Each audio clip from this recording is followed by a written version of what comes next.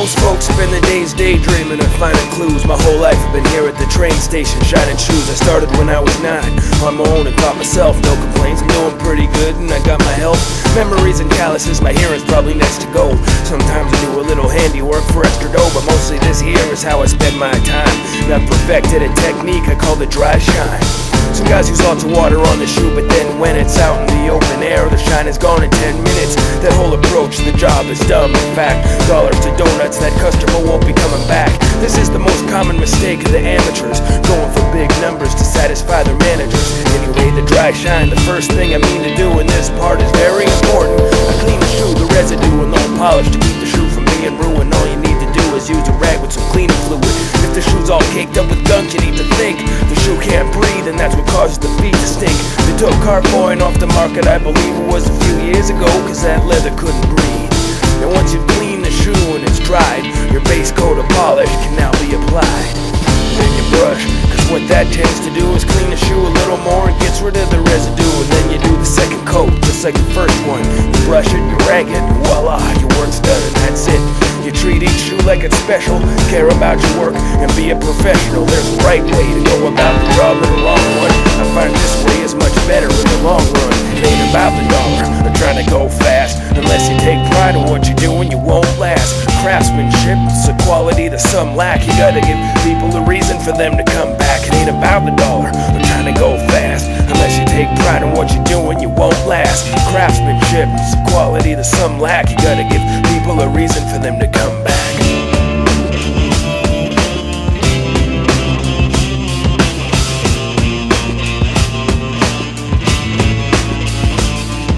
The world's a different place than what I was introduced to. They don't wear shinable shoes like they used to.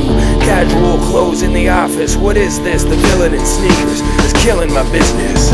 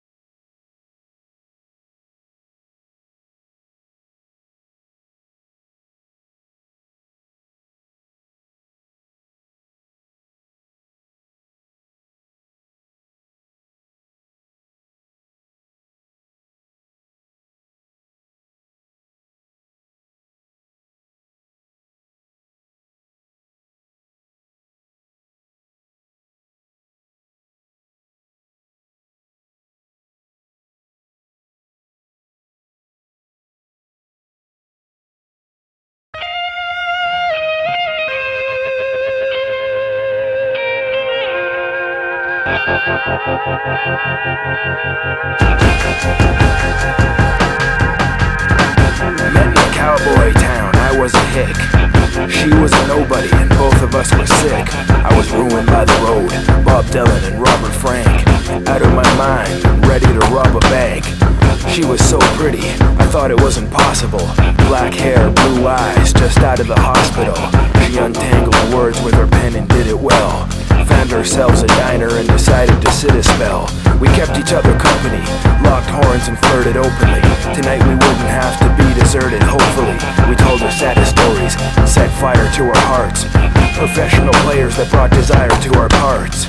The ice got thinner, a couple of sinners dreaming. We flex our thighs and exercise our inner demons. It felt like returning to the place of my birth. Not exactly well off, we fell off the face of the earth.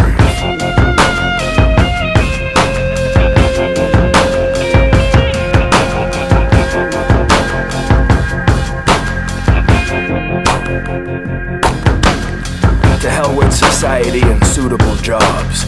We became seagulls, beautiful miserable slobs. As soon as we got some money, we started burning it. Rented a car with no intentions of returning it. Segment by segment, I got her pregnant a bunch of times, riding on the elevator with John the Revelator, Invisible Girl, and the odd man out. We drove that car into the goddamn ground.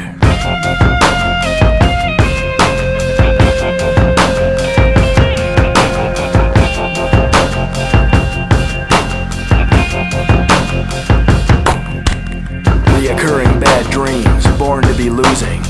Eventually the madness was no longer amusing.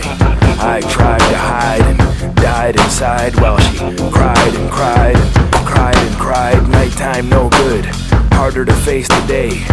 Little by little, I watched her beauty waste away. Strange habits and quirks, no longer curious. Everything she did made me frustrated and furious. The conversation dried up.